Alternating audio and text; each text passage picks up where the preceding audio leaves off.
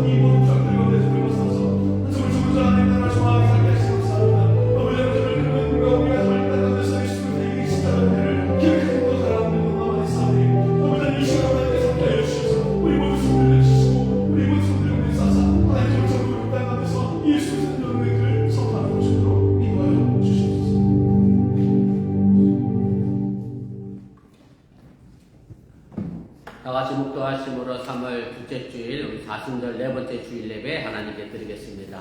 묵도하십니다.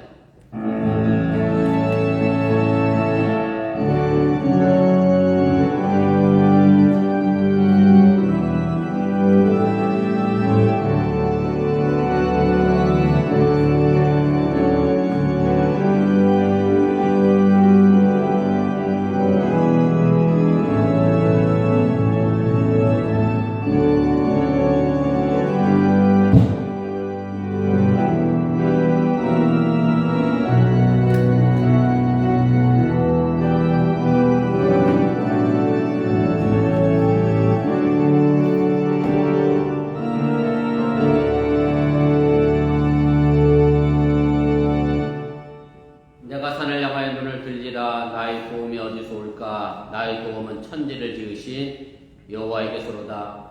여호와께서 너를 실족하지 아니하게 하시며 너를 지키시는 이가 졸지 아니하시리로다. 이스라엘을 지키시는 이는 졸지도 아니하시고 주무시지도 아니하시리로다. 아멘. 전능하신 아버지 하나님, 거룩한 주일을 맞이하여 주님 앞에 나와 예비합니다.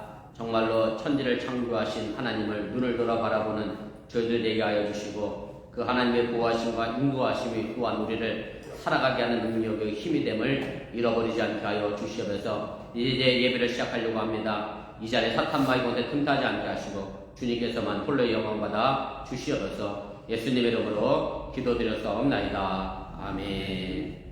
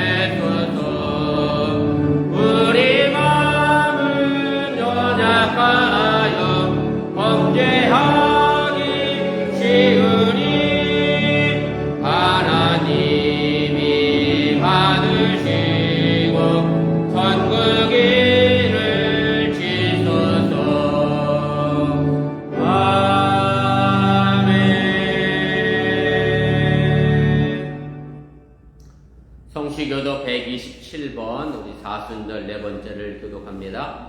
여호와를 자기 하나님으로 삼은 나라 곧 하나님의 기업으로 선택된 백성은 복이 있도다.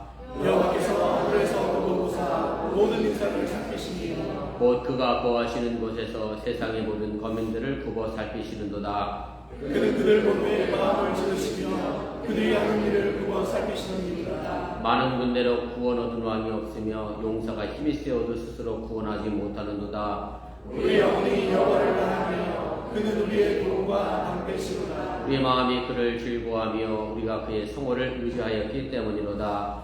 여호와여, 우리가 주께 바라는 대로 주의 인자하심을 우리에게 베푸소서. 아멘. 전능하사 천지를 만드신 하나님 아버지를 내가 믿사오며 우리 주 예수 그리스도를 믿사오니 이는 성령을 배하사 동정녀 마리아에게 나시고 본디오 빌라도에게 권을 받으사 십자가에 못 박혀 죽으시고 장사한 지 사흘 만에 죽은 자 가운데서 다시 살아나시며 하늘에로서 전능하신 하나님 우편에 앉아 계시다가 저로서 사한 자와 죽은 자를 심판하러 오시리라. 성령을 믿사오며 거룩한 공예와 성도가 서로 떠는 것과 죄를 사하여 주는 것과 몸이 다시는 것과 영원히 사는 것을 믿사옵나이다. 아멘.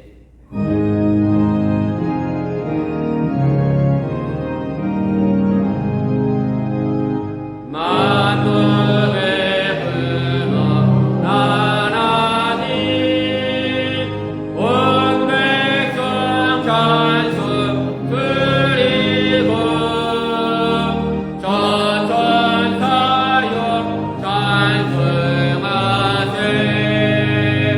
찬송 성금 성자 성령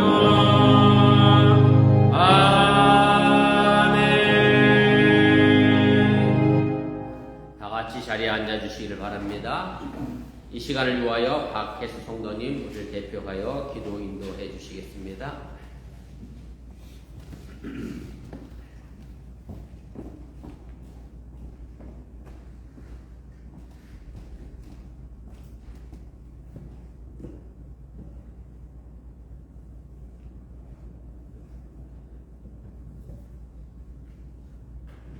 은혜로우신 하나님 아버지, 이제 긴 겨울이 지나고 온 대지가 푸르름으로 대통하는 계절을 맞아 겨우내 운치였던 몸과 마음을 활짝 펴고 거룩하고 복된 주일 아침 주님을 경배하여 찬양하는 자리에 부족한 저희를 불러주셔서 감사합니다. 아멘.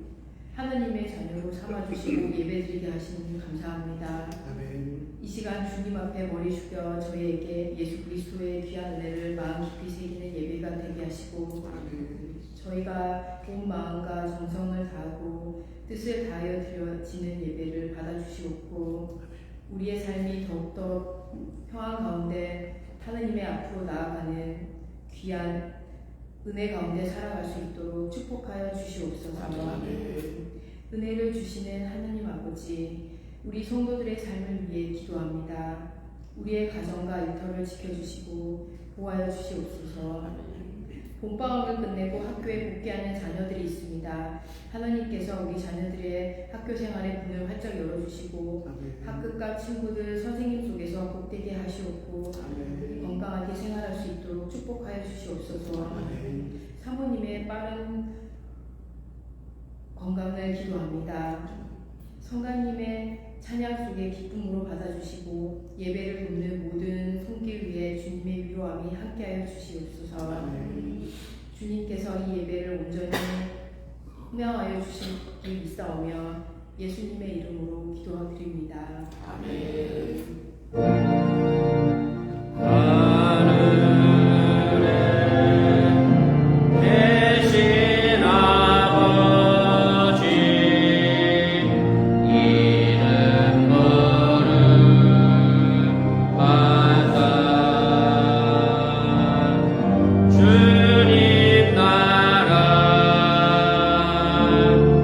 임하시고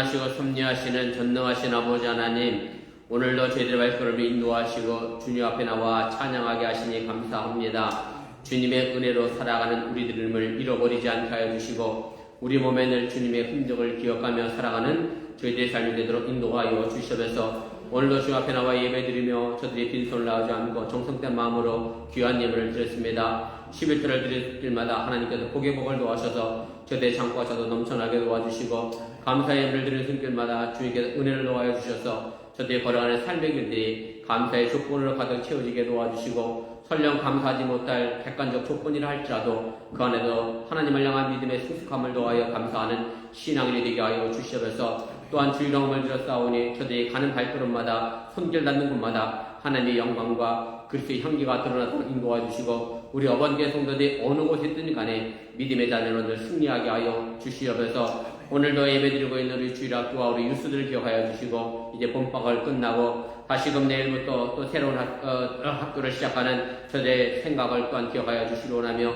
이 악하고 험악한 시대 속에서 하나님을 향한 믿음과 신앙을 가지고 바른 가치관과 바른 판단력을 가지고 성장해 나가는 믿음의 자녀가 되도록 인도하시고 함께하여 주시면서 특별히 아파하는 이들이 있습니다. 우리 사랑하는 우리 사모의 건강을 회복하게 해주시고 특별히 우리 현이 단백질 수치가 여전히 떨어지지 않고 있는 가운데 있사오니 주여 은혜와 긍휼을 도와여 주시오나며 또 우리 치안이 어머니 뇌절량 수술 후에 한국에서 회복 중에 있사오니 그에게도 하나님의 크신 축복과 은총이 넘쳐나게 도와주시고 교통사고로 인하여 후유증으로 여전히 허리가 아파 불편해하는 우리 박은희 집사님 건강도 주님께서 회복하시고 돌보아 주시옵소서. 살아난 주의 백성들이 어느 곳에 있든지 간에 하나님의 지키심과 돌보심이 넘치도록 임하게 하여 주시옵소서. 이 모든 말씀 예수님의 이름으로 축복하며 기도드렸사옵나이다. 아멘. 다 같이 자리에 앉아주시기를 바랍니다. 우리 교회에서 전합니다. 앞에 화면과 주고 보시고 차가 없으시길 바랍니다. 오늘부터 데일라이트 세이빙이 시작돼서 뉴스가 아침에 전멸했습니다. 그런 이유로 못 나오신 거라도 믿고 오늘 안 보이시는 분들은 아무튼 1시간 일찍 일어나시기 참 어렵고 힘들었을 텐데 시간 맞춰 주셔서 감사하고 제가 주일학교 어떤 친구한테 한국에서 온 지 2년밖에 안 되니까 아침에 일어나서 자기 집 시계가 잘못된 줄 알았다고. 시계가 잘못된 게 아니라 우리가 잘못된 겁니다. 아무튼 시간 맞춰 예배에 참여하셔서 감사를 드립니다. 방금 드렸던 것처럼 예배 마치고 우리 선교 원래 있습니다. 우리 박 선교장님 준비하셔서 차가 없도록 해주시고 또 모든 분들 선교 원리에 참여해 주시면 고맙겠습니다. 그 다음에 3월 속회에서 단체 사진 우리 자녀들과 함께 찍으면 더 좋고요. 촬영해 주셔도 제게 주시면 제가 교회 홈페이지 수정하도록 그렇게 하겠습니다. 그 다음에 기도해 주셔서 사모는 수술 잘 마치고 퇴원했고요. 원래 수요일날 예정보다 시간이 좀 늦게 수술이 시작돼서 병실로 좀 늦게 올라왔습니다. 5시쯤 퇴원하려고 PT 하시는 분이 걷는 연습 시키고 확인하고 그렇게 퇴원을 시키는데 걷는 연습 시킨다고 침대에서 일어서 이 워커를 잡고 일어섰는데 한 발 떼고서 바로 혈압이 내려서 제가 봐도 입술이 하얗게 됐더니 본인은 기억이 없더라고요. 정신이 들어서 할 수 없이 혈압 문제 때문에 하루 더 병원에 입원했다가 목요일 오후 늦게 퇴원했습니다. 고혈압 환자가 저혈압되는 경우도 있네요. 아무튼 회복할 수 있도록 빨리 위해서 기도해 주시면 고맙겠고 그 다음에 우리 김민주 지사님 함께 했는데 지난주에 현이가 단백질 수치 때문에 약을 2배로 쓰고 있는데도 여전히 수치가 그대로인 것 같아요. 의사가 다시 약을 바꾸든지 아니면 또 다른 조직 검사 전에 정밀 검사를 해야 할 것 같다고 하니까 아무튼 위에서 기도해 주시고 현이가 만성 신장염으로 진행되지 않도록 그렇게 기도해 주시면 좋겠습니다. 그 다음에 우리 치연이가 지난주 기도했더니 누구냐 독일에서 온 친구 5월까지는 아마 저희 교회에 나올 거고요. 한국에 갔다 어머니 갑자기 걷지 못해서 병원에 가셨더니 주먹만한 종양이 머리에 있어서 급하게 수술하고 휴가 연자가 그래서 어머니 간호하다가 왔는데 막내 아들이 아마 어머니 걱정 많이 할 것 같습니다. 그래서 끝까지 기도해 주시고 박연희 씨는 교통사고 난 지 벌써 5개월은 넘지 않았어요? 10개월. 벌써 10개월 됐어요? 근데 여전히 허리가 아프셔서 힘들어 하시는데 아직도 아마 주사 맞으시는 것 같은데 우리 박연희 씨는 허리 아픈 통증 위해서 기도해 주시면 좋겠습니다. 제가 아는 선에서 아픈 분은 여기까지. 또 다른 분 알고 계시면 알려주시면 함께 기도하도록 그렇게 하겠습니다. 혹시 뭐 제가 알아낸 다른 방법 있나요? 다른 방법 없으시면 우리 하나님 말씀 보겠습니다. 신약 성경입니다. 우리 갈라디아서 6장입니다.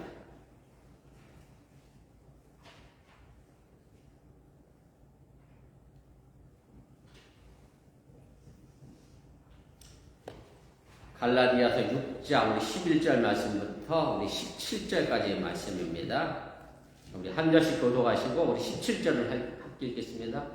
내 손으로 너에게 이렇게 큰 글자로 쓴 것을 보라. 무릇 죄의 모양을 내려 하는 자들이 억지로 너희에게 할례를 받게 하는 그들이 그리스도의 십자가로 말미암아 박해를 면하게 하느니라. 할례를 받은 그들이라도 스스로 율법은 지키지 아니하고 너희에게 할례를 받게 하려는 것은 그들이 너희의 육체로 자랑하려 함이라. 그러나 너희는 우리 주 예수 그리스도의 십자가 아래 결코 자랑할 것이 없으니 그리스도로 말미암아 세상을 나를 위하여 십자가에 못 박히고 내가 또한 세상을 위하여 그러하노라. 할례나 무할례가 아무것도 아니로되 오직 새로 지으심을 받는 것만이 중요하니라. 무릇 이 규례를 행하는 자에게와 하나님의 이스라엘에게 평강과 긍휼이 있을지어다. 이후로는 누구든지 나를 괴롭게 하지 말라. 내가 내 몸에 예수의 흔적을 지니고 있노라. 아멘. 이 시간에 우리 누가 속해 특별 찬양 있겠습니다. 오지사님이 세 분 있으신가요? 너무 앞인가? 거기서 찍으려면?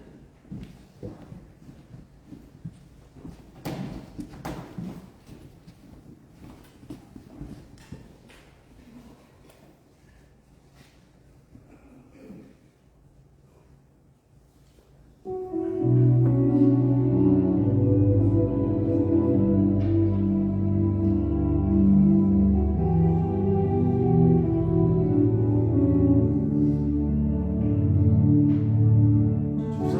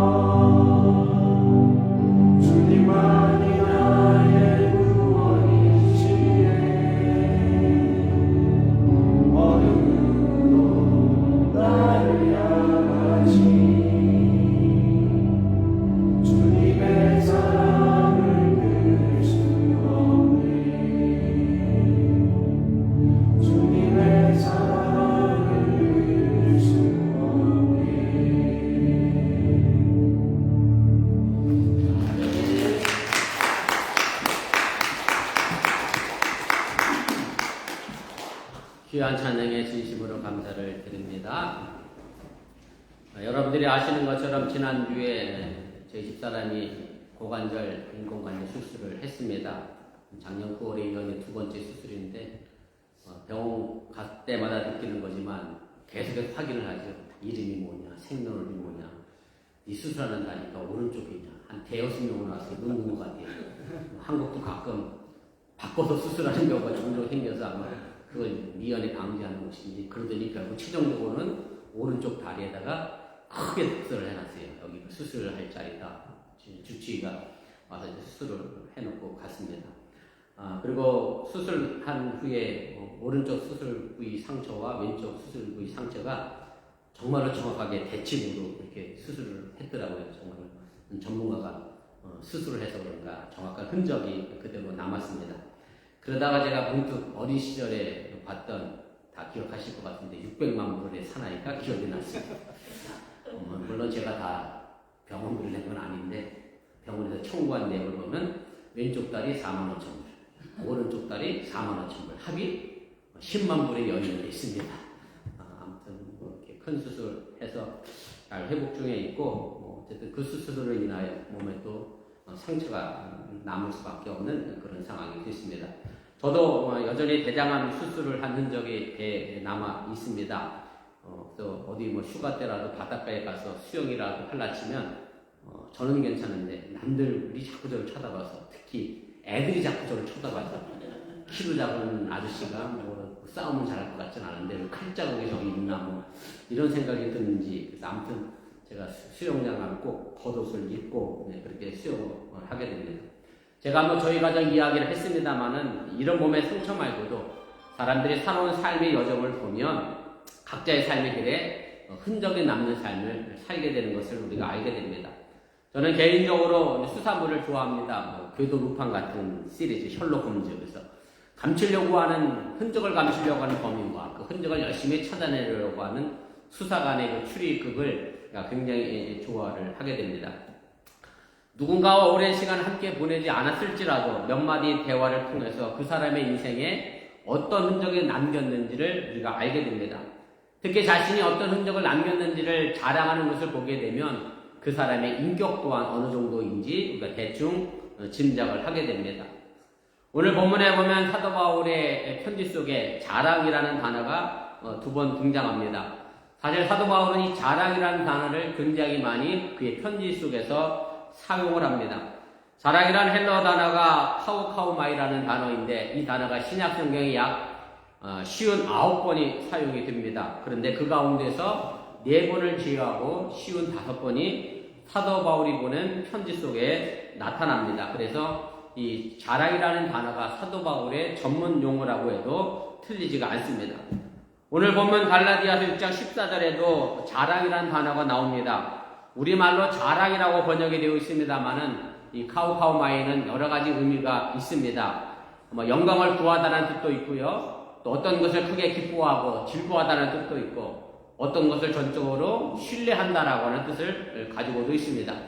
로마서에서 보면 5장의 2절, 3절, 11절을 제외하고는 전부 자랑이라는 단어로 성경은 번역을 해놨습니다. 혹시 여러분들은 자랑을 어떨 때 하는지 생각해 보신 적이 있는지 모르겠습니다. 사람들이 일반적으로 자랑을 이 3가지 정도에서 하지 않을까 제가 생각을 좀 해봤습니다. 사람들에게 말할 수밖에 없는 좋은 일이 자기에게 생기면 저절로 자랑이 듭니다. 좋은 옷을 사놓고 옷장에 걸어두는 사람 없잖아요. 무조건 입고 나와야죠. 나갈 일도 없어도 나와야죠. 좋은 가방을 사놓고 옷장에 모셔두는 분도 안 계시니 시장 가더라도 좋은 가방 들고 가야 돼요. 왜? 보여줘야 되니까. 차는 더더 말할 것도 없고. 그래서 뭔가 내게 좋은 일이 있으면 그걸 다른 사람들에게 보이고 싶어 합니다. 우리나라식 개그로 얘기하면 자기는 보여줄 게 없어서 금리빨이라도 보여주려고 말해요. 이렇게 들고 했다는 식의 우스갯소리도 있습니다만은 아무튼 그런 식으로 모든 자랑하고 싶어 합니다. 두 번째는 생각만 해도 너무나 삶의 기쁨이 넘쳐서 삶의 의욕을 주는 것을 가지고 자랑한다. 그런 생각을 하게 됩니다. 이런 예는 아마 부모들 입장에서 보면 자녀들이 아닐까 생각이 듭니다. 자녀의 삶을 보면서 기뻐하고 또 자녀의 삶을 보면서 자랑하면서 내가 살아가는 삶의 가치를 느끼는 게 부모들 입장에서 바라보는 자녀의 모습이 아닌가 그런 생각을 합니다. 세 번째로는 자신을 믿고 의지해서 내 삶의 중심이 되고 내 삶을 지탱해 주는 것을 자랑합니다. 아마 이 부분은 주로 돈이나 물질이 되겠지요. 돈을 내가 믿고 물질을 좋아하고 또 물질이 있어야 내가 든든하다고 생각하는 사람들은 자신이 물질을 어느 정도 가졌다라고 생각하며 또 자랑을 하게 됩니다. 저보다 연배가 많은 분들이 계셔서 좀 죄송합니다만은 제가 나이 들어가면서 느끼는 것은 나이 들면 들수록 자랑은 하나밖에 없습니다. 건강 자랑밖에 없습니다. 건강하지 않으면 사실 이 세 가지 다 있어봐야 별 의미가 없는 것 같더라고요. 집사람도 아파서 수술해서 좀 누워있긴 합니다만은 아무튼 건강해야 나머지 것들도 자랑하는데 의미가 있어서 나이 들수록 여러분들도 모두 건강하시기를 주님의 이름으로 축복을 드립니다. 아무튼 이런 자랑거리를 종합해서 생각해보면 그 무엇인가를 자랑스럽게 여긴다고 하는 것은 곧 우리를 사로잡고 있는 것이 무엇인지를 보여주는 것이고 조금 더 넓게 생각해보면 그 자랑거리가 결국 내가 믿고 있는 신앙의 대상이라고까지 확대 해석할 수 있다는 그런 말씀입니다. 오늘 사도 바울은 본문 14절에 이렇게 말합니다. 그러나 내게는 우리 주 예수 그리스도의 십자가 외에 결코 자랑할 것이 없으니 그리스도로 말미암아 세상이 나를 대하여 십자가에 못 박히고 내가 또한 세상을 대하여 그러하니라 이렇게 말합니다. 사도 바울은 그리스도의 십자가 외에는 결코 자랑할 것이 없다라고 고백합니다. 그런데 사도 바울 당시에 이 시대에서는 이 십자가를 자랑하는 것이 얼마나 충격적인 것인가를 우리가 이해하지 못하고 느끼지 못하게 됩니다. 왜냐하면 지금의 시대는 사실은 십자가를 경건의 상징으로 우리가 사용하고 있고 지금도 여기 제 옆에 십자가가 있습니다만은 또 십자가가 사실은 또 액세서리로 나오기도 하면서 종교적 상징으로 기독교의 상징으로 사용되고 있지만 사도 바울의 당시에 이 십자가는 결코 경건의 상징도 아니었고 어떤 액세서리로 사용할 만한 물건도 아니었다라고 하는 얘기입니다. 로마 시대의 가장 흉악하고 잔혹한 사형의 방법이 뭐냐면 바로 십자가의 주인을 달아 죽이는 십자가형이 가장 잔혹한 사형 방법이었기 때문에 십자가가 결탄코 그때 당시 자랑거리가 되지 못했다라고 하는 얘기입니다. 제가 요즘 읽고 있는 책이 하나 있습니다. 새 종교 이야기라는 제목이고요. 부제목으로 이렇게 되어 있습니다. 유대교, 기독교, 이슬람교, 믿음과 분쟁의 역사. 그래서 이 세 종교가 사실은 구약이라고 하는 아브라함이라고 하는 신앙의 뿌리를 갖고 있으면서 서로 다르게 지금 이 시대 속에서 믿음을 발전시켜 나가고 있는데 무엇이 다르고 무엇 때문에 싸우고 무엇 때문에 분쟁하고 있는지를 다루는 그런 책이 있습니다. 이미 알고 있는 내용이지만 그 책에서도 예수님이 십자가에서 죽을 수밖에 없었던 이유는 로마 정부 입장에서 이렇게 해석을 했습니다. 로마 정부 입장에서 갈릴리는 늘 분쟁이 일어나는, 쿠데타가 일어나는, 소동이 일어나는 지역이었기 때문에 한 청년이 유대민족들을 선동해서 로마 정부에 대항하고자 일어난 것으로 생각했기에 로마 입장에서는 정치법으로 예수를 십자가에 못 박았다라고 그렇게 설명을 합니다. 왜냐하면 십자가는 정치범에게 주로 사용되던 형틀이었기 때문에 그렇습니다. 그래서 평범한 죄를 평범하다 그러니까 좀 그렇긴 합니다만은 평범하거나 일반적인 죄를 지어서는 절대 십자가형으로 죽지 않는다라고 하는 그런 말씀이기도 합니다. 그래서 그 당시에 십자가는 결코 자랑할 것이 못됐다는 말씀입니다. 그런데 오늘 사도 바울은 십자가를 자랑한다 그렇게 고백합니다.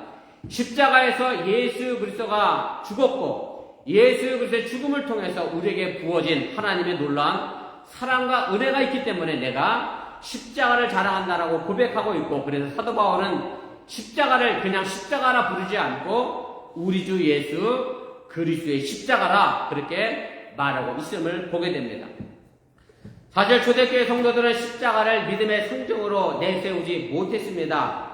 로마 시대의 충격의 여정이 있었기 때문에 감히 십자가를 상징으로 말할 수 없었다는 그런 말씀입니다.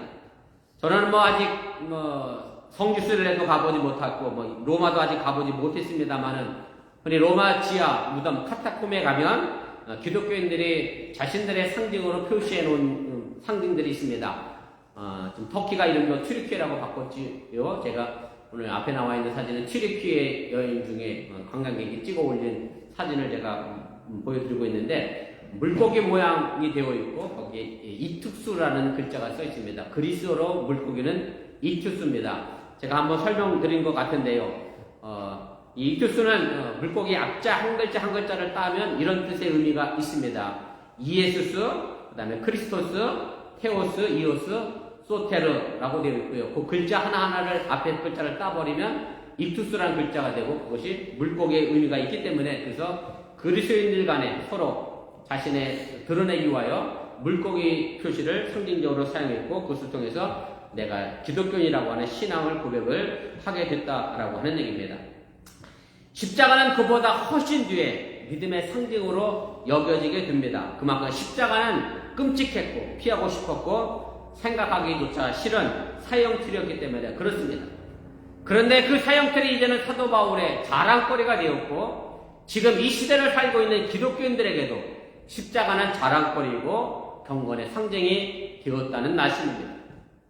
그렇다고 하면 사도 바울이 자신이 자랑할 것이 없어서 십자가를 자랑한 것은 결단코 아닙니다.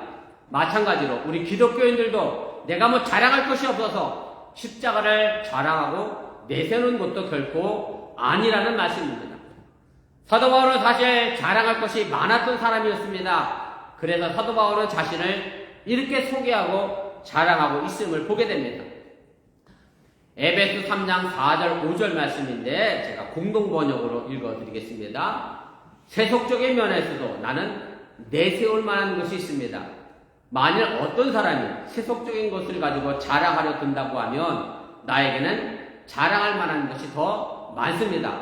나는 이스라엘 백성 가운데서도 베냐민 지파에서 태어났으며 난 여드레 만에 할례를 받았고 히브리 사람 중에 히브리 사람입니다. 나는 율법으로 말하자면 바리새파 사람이며 이렇게 이야기합니다. 세상 사람들이 자신을 자랑하니까 나도 세상대로 자랑하려고 하면 너희들보다 훨씬 더 자랑할 것이 많다라고 하면서 자신의 환경을 소개하는데, 여러분들이 이 글을 읽으면서 이게 뭐 자랑거리가 되나? 전혀 우리에게는 느낌이 없지만 그때 당시 사도 바울은 정말 엘리트 중에 엘리트로서의 삶을 살았음을 우리가 알게 됩니다. 그래서 요즘 말로 하면 나도 저런 집안에서 태어났으면, 다 여러분들은 그래도 은수전 되시나요? 은수전 되시죠? 통장을 합칠 정도 되니까. 나는 흑수저 같아. 우리 아버지 목사여서. 시골빛 조그만 목사. 아무튼, 나도 좀 금수저 집안에서 좀 태어나 봤으면, 뭐 생각할 수도 있고, 나도 뭐 하버드에서, 서울대에서 공부 좀 해봤으면, 나도 미국 땅에 가서 한번 미국 시민권 가지고 살아봤으면, 우리 청년들은 인턴 비자에, 이투 비자에, 기원이나 또 F 비자에, 뭐 비자 문제 넘어가야 돼. 이렇게 생각해보면, 뭐 다 그게 부러워할 대상이잖아요. 근데 사도 바울은 바로 이 모든 것들을 다 갖추고 있었던 사람이었기 때문에 자신은 자랑할 것이 있다고 하면 얼마든지 자랑할 수 있지만, 그러나 에베소 3장 6절 말씀에 가면 나는 결단코 이런 걸 자랑하지 않겠다. 이것은 다 세상에 배설물 같이 나는 여기고 나는 오직 예수님의 십자가만 자랑하겠다라고 고백을 하게 됩니다. 예수님을 아는 지식을 가장 고생하게 생각하고 예수 그리스도의 십자가만을 자랑하게 된 이유는 뭐냐면, 바로 사도 바울이 그 예수님 때문에, 예수님의 십자가 때문에 자신의 인생이 완전히 역전되었기 때문에, 뒤바뀌었기 때문에 그 십자가를 자랑할 수밖에 없었다라고 하는 얘기입니다. 사도 바울의 인생의 변화의 모습은 오늘 본문 15절에 그대로 나타납니다. 할례나 무할례가 아무것도 아니로되 오직 새로 지으심을 받은 것만이 중요하니라. 유대인들에게 할례는 목숨과도 같은 겁니다. 그래서 사도 바울도 그 할례를 지키고자 다메섹까지 쫓아가면서 예수 믿는 사람들을 잡아 죽이려고 했던 사람입니다. 사도 바울은 그토록 할례를 자랑스럽게 여겼는데 지금 그 할례를 버렸습니다. 그렇다고 해서 무할례만을 고집한 것도 결단코 아닙니다. 다만 할례나 무할례가 중요한 게 아니라 예수 그리스도 안에서 우리가 새롭게 창조되어지고 변화된 것이 중요하다, 그렇게 말을 하게 됩니다. 바울은 갈라디아서에서 할례를 강조하는 유대인들을 반대하고 있습니다. 그리고 이방인들을 위하여 무할례를 주장을 하고 있지만 결코 무할례만을 선택하지도 않았습니다. 바울이 무할례만을 택했다고 하면 할례를 강조하는 유대인들과 별반 다르지 않기 때문에 그렇습니다. 할례나 무할례를 뛰어넘는 새로운 지으심, 새로운 창조를 사도 바울은 이야기하고 있음을 여러분들이 깨달으시기 바랍니다. 이것이 바울이 말하는 갈라디아에서의 주제 예수 그리스도 안에서 누리는 자유를 의미합니다.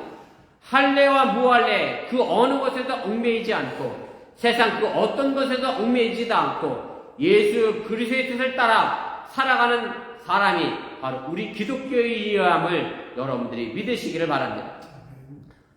갈라디아서 5장 24절에 사도 바울은 이 부분에 관하여 이렇게 표현을 합니다. 제가 표준 세번역으로 좀 쉽게 읽어드립니다. 그리스도 예수께 속한 사람은 정욕과 욕망과 함께 자기 육체를 십자가에 못 박았습니다. 내 육체를 십자가에 못 박음으로 말미암아 나는 세상과는 전혀 다른 존재로 태어나게 됐다라고 하는 얘기입니다. 우린 여전히 세상 속에 살아가고 있습니다. 그러나 우리는 세상에 속하지 않게 됩니다. 세상 속에 속하지 않게 된다라고 하는 것이 바로 세상으로부터 자유롭게 되었다라고 하는 말씀입니다. 그렇다고 해서 내가 세상 일에 무관심하고 귀를 막고 산속에 들어가서 혼자 살아야 한다는 얘기는 결단코 아닙니다. 세상 한복판에 존재하지만 세상으로부터 영향을 받지 않고 세상에 지배받지 않고 세상의 평가에 따라 좌지우지되지 않고 세상의 신념 따라 살아가는 삶의 모습이 아니라 예수 그리스도에 의하여 살아가는 삶이 우리의 삶이어야 함을 여러분들이 믿으시기를 바랍니다. 제가 가끔 이런 신앙인의 삶의 모습을 배와 물로 설명을 하기도 합니다. 배는 사실은 물을 떠나서는 존재 가치가 없습니다. 배는 물 위에 떠 있을 때 존재 가치가 있습니다. 그렇다고 해서 배에 구멍이 나서 그 배에 물이 들어가면 그 배 또한 여전히 존재 가치는 없습니다. 물 위에 떠 있을 때 물에 들어가지 않는 배가 존재 가치가 있습니다. 우리 신앙인의 삶이 바로 물에 떠 있는 세상 속에 살아가는 배와 같은 존재들임을 여러분들이 기억하시고 세상을 가로질러 물살을 가로질러 예수 그리스도를 향하여 끊임없이 달려가는 저와 여러분들이 되어질 수 있기를 바랍니다. 바로 예수 그리스도의 십자가가 나와 세상의 관계를 그렇게 변화시켰다라고 하는 얘기입니다. 이 진리를 평생 체험하고 믿고 사는 것이 바로 우리 성도의 삶이고 성화의 삶임을 또한 믿으시기를 바랍니다. 오늘 우리가 읽은 본문 11절 말씀에 보면 사도 바울은 예수 그리스도의 십자가를 강조하기 위하여 이렇게 말을 합니다. 제가 이 부분도 표준 세번역으로 읽어드리겠습니다. 보십시오. 내가 여러분에게 직접 이렇게 큰 글자로 적습니다. 제가 갈라디아서 원본을 보지를 못했습니다만 사도 바울이 갈라디아 교인들에게 편지를 쓰면서 조그맣게 글씨를 쓰다가 요 부분에 와서는 대딱하게 이만하게 써갖고서 잘 보이게 썼나 이렇게 생각할 수도 있습니다만은 그런 건 아닌 것 같고 사도 바울이 거기서만 글씨를 크게 썼겠어요.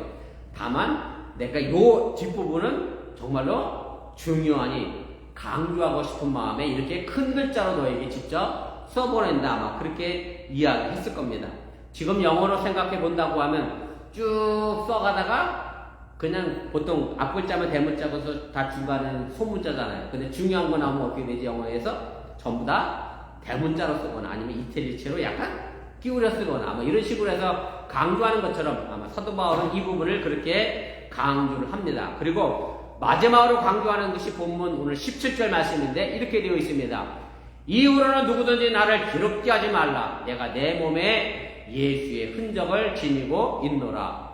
한글 성경에는 이후로 되어 있습니다만 영어 성경에는 파이널리로 되어 있습니다. 마지막으로 정말로 강조하고 싶은 것은 내 몸에 예수님의 흔적에 남았음을 이야기합니다. 사실은 갈라디아 교인들은 사도 바울을 괴롭게 했습니다. 그래서 누구든지 나를 괴롭게 하지 말라. 사도 바울을 뭘로 괴롭혔겠어요? 갈라디아 교인들이 뭘로 괴롭혔느냐면 사도 바울이 열심히 복음을 전했는데 갈라디아 교인들이 그 복음을 자꾸 멀리하고 어디로 가죠? 자꾸 율법으로 돌아갑니다. 할례를 바꾸자 합니다. 자꾸 누가 꼬셔서 그쪽으로 넘어갑니다. 사도 바울은 그것 때문에 괴로웠던 거지 교인들이 사도 바울을 귀찮게 하거나 힘들게 하는 건 결단코 아닙니다. 믿음을 잘못 갔기 때문에 사도 바울은 그것 때문에 괴로워했다라고 하는 얘기고, 그렇게 잘못된 길로 가는 것이 예수 그리스도를 근심하게 만드는 행동이었기 때문에 사도 바울은 그것 때문에 자신을 괴롭혔다라고 표현을 했습니다. 그래서 갈라디아서 3장 1절에 이렇게 사도 바울은 갈라디아 교인들에게 이야기합니다. 어리석고자 갈라디아 사람들아, 예수 그리스도께서 십자가에 못 박히신 것이 너희 눈앞에 밝히 보이거늘 누가 너희를 꾀더냐. 성경인이 고상하게 어리석다라고 했지. 여러분들 자녀한테 야단치면서 이 어리석은 사람아 이러겠어요? 이 어리석은 안비야. 우리 아들한테도 안 그래. 이 어리석은 현규야.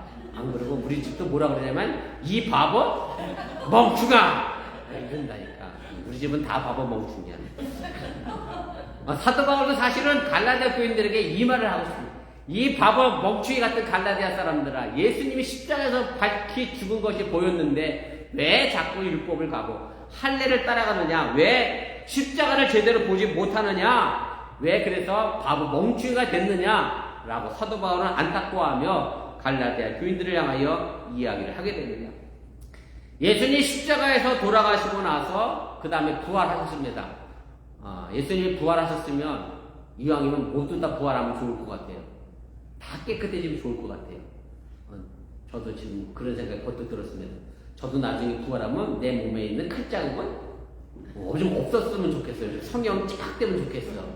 우리 형규는 우리 여드름 있어서 레이저 치료하려고 피부과 갔더니 1,500불 내라 그랬는데 그 정도면 할만하네. 그러려고 그랬더니 한 번에 이래가면서 넥스트 되면 다시 올게요. 그랬대.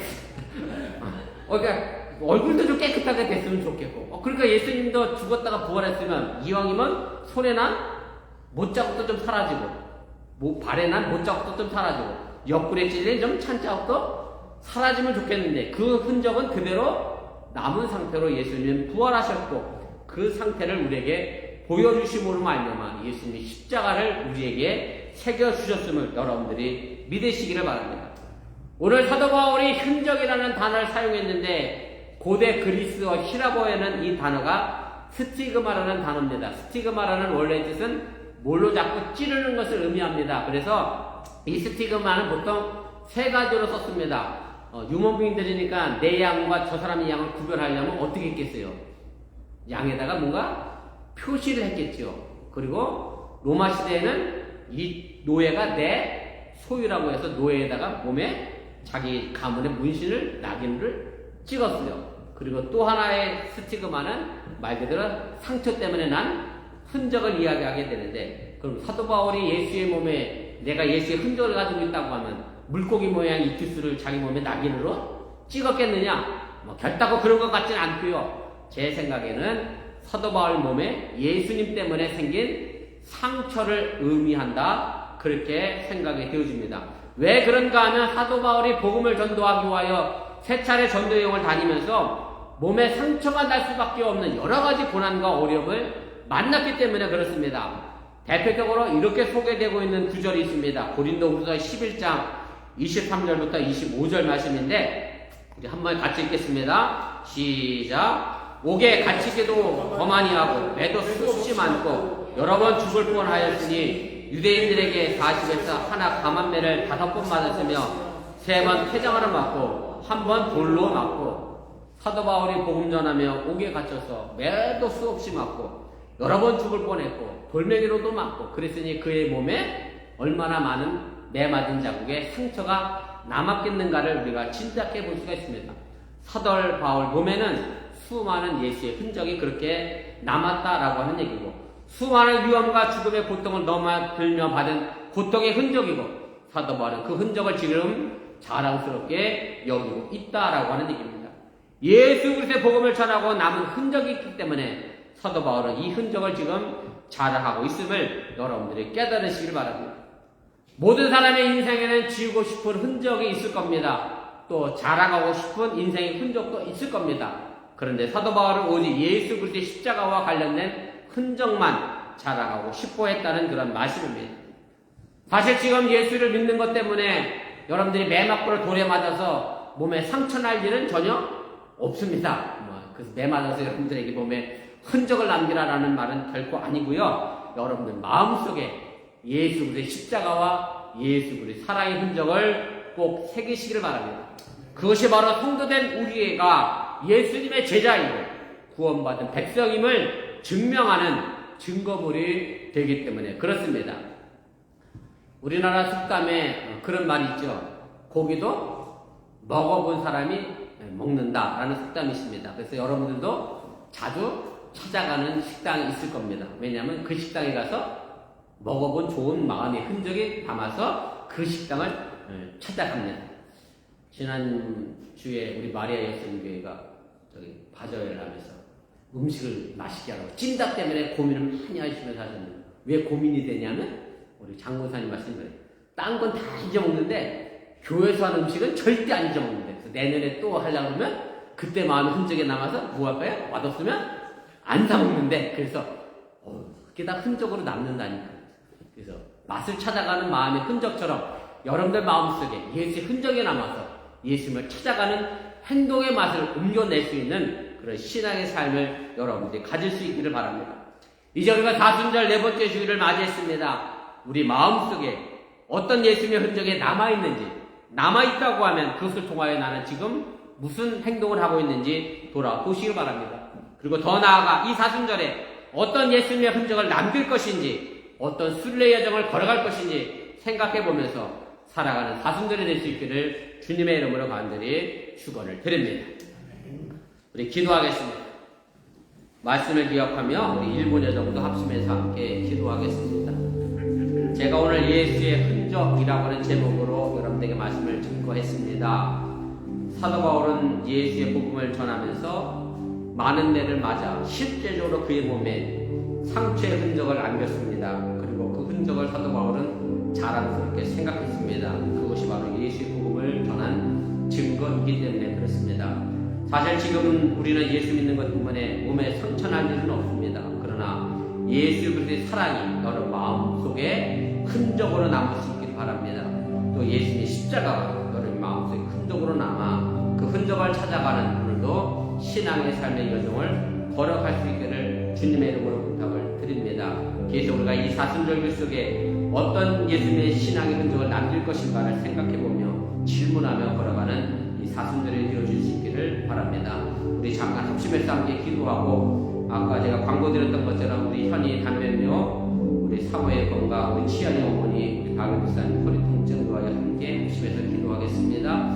사랑의 하나님 오늘 시간에 부족한 중에 말씀을 전했습니다. 부족한 중에 잘못 전한 것이 있으면 저들 마음과 생각 속에 사라지게 도와주시고 저들 삶에 하나님의 능력의 말씀만이 남게 하여 주시면서 사도 바울은 자신의 몸에 난 예수의 흔적을 귀하게 생각하며 자랑하였습니다. 그것이 예수를 따랐던 복음의 흔적이었고 그것이 예수를 사랑했던 마음의 흔적이었기 때문에 사도 바울은 그 흔적을 드러냈던 것처럼 오늘도 우리 사랑하는 교성들 마음속에 예수의 흔적이 남아 그 흔적을 찾아 오늘도 살아가는 저들의 삶을 인도하시고 함께하여 주시면서 오늘 시간에 또 합심하여 함께 기도합니다. 아픈 이들 많이 있습니다. 그 아픔이 저들의 삶의 흔적으로 남아 무엇보다 나를 구원하신 하나님의 능력의 흔적으로 남아 결단코 하나님의 신앙을 저버리지 않은 믿음의 역사를 이루게 하여 주시면서 우리 김민희 사님 사랑하는 아들을 구하여 늘 염증하며 기도합니다. 이제 아버지 하나님의 약을 2배나 늘렸는데도 불구하고 아버지 그 단백질 수치가 낮아지지 않아 염증하며 걱정하고 있는 가운데 있습니다. 이제 또다시 다른 새로운 약을 시도하려고 아버지 계획하고 있는 모든 과정 속에 하나님께서 간섭하시고 개입하여 주셔서 더 이상 이 일이 지루하게 아버지 하나님 일이 진행되지 않도록 도와주시옵시고 아름답게 현이가 아버지 면역체계가 흐트러진 것이 아버지 깨끗이 온전하게 돌아와서 아버지 일상의 삶을 회복하게 도와주시고 아버지 만사 신년여러 일이 진행되지 않도록 그의 신령을 지켜주시고 그 육신이 피곤하지 않도록 하나님 강건함으로 눈동자하니 지키시고 보호하여 주시면서 예수님께서 보혈의 흔적이 우리 현이에게 덧입혀지게 하여 주시고 그 예수의 보혈의 흔적이 우리 현이를 회복하는 능력의 힘으로 나타나시도록 역사시고 함께하여 주시면서 이제 수선하고 회복 중에 있는 삶의 건강도 회복하게 도와주시고 부정 없게 그 어떤 아버지 삶에 아버지 하나님의 아버지 문제가 생기지 다치지 않도록 회복되어지게 도와주시기로 원하고, 이제 내종의 수술하고 회복 중에 있는 우리 치안의 어머니도 기억하여 주시고, 다시금 재발하지 않도록 그의 육신의 강건함을 도와여 주시고, 이곳에 우리 치안이가 기도하지 않는 그 한국 땅에 하나님의 능력에 또한 임하여 나타나게 하여 주시옵시고, 이제 아버지 또한 아버지 이 선들이 레지던트의 병원을 떠남으로 인하여 아버지 돌보는 일이 없는 상황 속에서 우리 치연이 어머니 건강 또한 하나님 책임져 주시고 역사하여 주시면서 우리 마그리스탄의 교통대가 왼쪽으로 해야 되는 허리가 불편한 가운데 있으니 그 허리의 회복도 이루어가게 도와주시고, 아버지 다시는 아픈 몸으로 인하여 그의 삶이 불편함을 겪지 않도록 하나님께서 돌보시고 인도해 주시로나며, 우리 사바랑하는 어병계 모든 성도들의 삶의 터전 속에 하나님께서 눈동자 지키시고 보호하심으로 말며 하나님이 주신 건강 가지고 하나님을 위하여 열심히 행동하며 하나님의 뜻을 따라 살아가는 믿음의 역사를 이루게 하여 주시옵소서. 이 일이 바로 예수의 흔적을 살아가는 삶의 여정임을 잃어버리지 않고 이 사순절기 속에 그 흔적을 따라 행동하는 믿음의 삶의 순례 여정이 되도록 축복하여 주시옵소서. 사랑의 하나님, 오늘 시간에 저들의 마음을 갖춰 기도했습니다.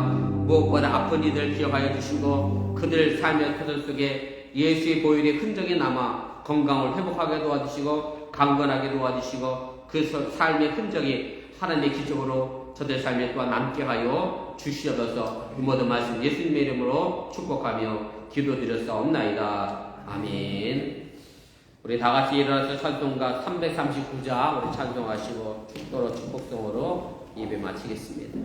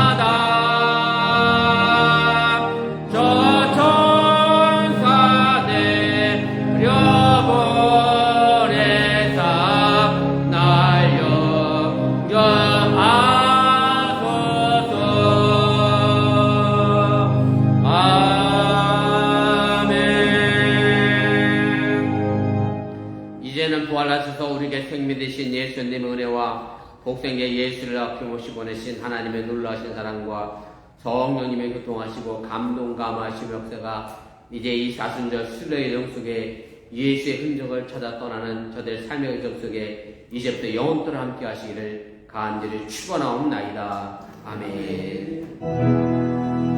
주신 하나님